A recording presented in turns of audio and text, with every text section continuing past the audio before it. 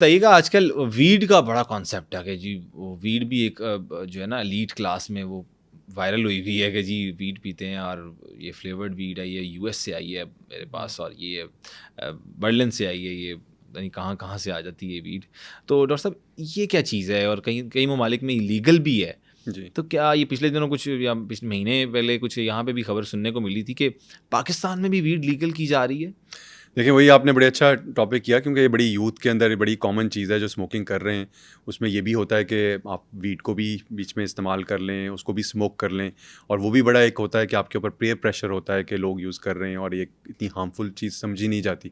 लेकिन इसके अंदर भी ऐसा ही है कि इसके अंदर बड़े केमिकल्स होते हैं, काफ़ी ज़्यादा ऐसी चीज़ें होती और हैं। कहते हैं वो लोग जो वीड करते हैं वो कहते हैं हमें इल्यूजन्स आते हैं, हमें हाँ, ड्रैगन्स नज़र आते हैं, हाँ, हमें उसके अंदर कलर्स नज़र आते हैं, जी, रेनबो नज़र आते हैं। हाँ। तो वो क्या स्टोरी है? इसमें हकीकत है? है तो ड्रग है ये एक जैसे आपके बाकी ड्रग्स हैं उसी तरह ये भी एक ड्रग है और इसमें भी एडिक्शन है। तो ऑब्वियसली ये इसके इफ़ेक्ट्स तो हैं कि आपको यूफ़ोरिया फ़ील होता है, आपको ये बाकी चीज़ें जो इसके इफ़ेक्ट्स होते हैं और एक आपको सुकून की कैफ़ियत है या जो बाकी चीज़ें हैं वो सारे इफ़ेक्ट्स तो इसके साथ होते हैं। लेकिन इसके नुकसानात भी हैं और जैसे आपने बताया ना कि बड़ा आप लीगल और हाँ, हाँ, इल्लीगल हाँ, हाँ। ये वाली बड़ी बहस चलती है कि उसके ऊपर भी कुछ इस तरह की ये कहते हैं नेचुरल हर्ब है। नेचुरल हर्ब है। कुछ लोग जो इसका देते हैं जवाज़ देते हैं कि ये बड़ी आपको हेल्पफुल होती है ख़ास तौर पे ऐसे पेशेंट जो कि सफरिंग और पेन से गुजर रहे हैं उसके अंदर इस तरह की जो वीड या उस तरह के केमिकल्स होते हैं वो कुछ जगहों पे दुनिया में स्टेट्स इस तरह की हैं जहाँ पे इसको अलाउ किया गया है कि ये यूज़ करें लोग उसके लिए।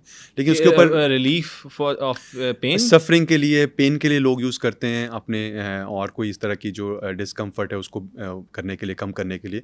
लेकिन उसके साथ-साथ इसके साइकोलॉजिकल इफ़ेक्ट्स भी होते हैं, जो भी आपकी इस तरह की ड्रग्स को आप लॉन्ग टर्म यूज़ करेंगे, तो आपके साइकोलॉजिकल प्रॉब्लम्स भी आपको कॉज़ करेगी। और लेकिन वो उसके ऊपर क्या-क्या हो सकते हैं? बंदा नेगेटिव हो जाता है? नेगेटिव होगा, डिप्रेशन होगा आपका और इस तरह की जो साइकोलॉजिकल प्रॉब्लम्स हैं आपके मैनिक डिप्रेशंस हैं और बाकी जो लॉन्ग टर्म आपके साइकोलॉजिकल इश्यूज़ हैं, वो भी इसके साथ जो है ना रिलेटेड होते हैं।